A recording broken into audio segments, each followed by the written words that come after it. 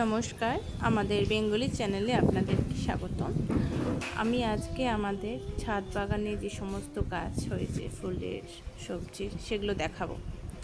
তো এই ফুলগুলোকে বলা হয় ঘাস ফুল বা দুব্বা ফুল অনেকে বলে। তো দেখুন, সব রঙের ফুলগুলোই আমাদের গাছে ধরেছে, শুধুমাত্র হলুদ কালারের একটা যেটা হয় সেটা নেই, সেটা জোগাড় করতে হবে।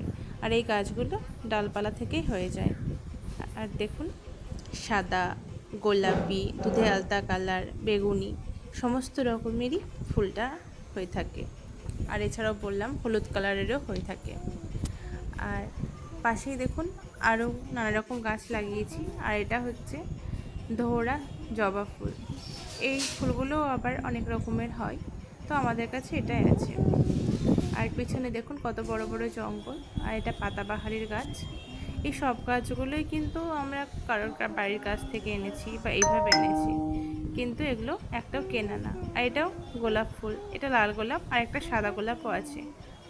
আর এই লাল গোলাপের মধ্যে তো তিনটে আবার ঝরেও গেছে, আর কিছু ফুল আছে। ফুলের সেন্টটা ভালো, কিন্তু ফুলটা অতটা মনে হচ্ছে যেন দোহরা না। আর পেছনে দেখুন ভিউটা, বড় বড় গাছের ভিউ, জঙ্গলের ভিউ, সেটা দেখা যায়। ওই বড় বড় গাছের মধ্যে আবার কিন্তু সাপও দেখে। আর এটা নয়নতারা, তোমরা সবাই জানো।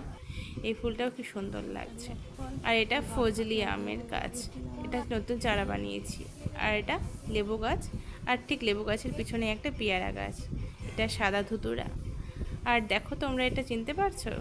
এটা হচ্ছে একটা, আমি তো নাম জানি না, অজানা একটা ফুলের পাপড়ি। তো এই গাছটাও এখানেই হয়েছে। আমি এই ফুলটার নাম বলতে পারছি না, তোমরা বলো জানলে কেউ। টাটা।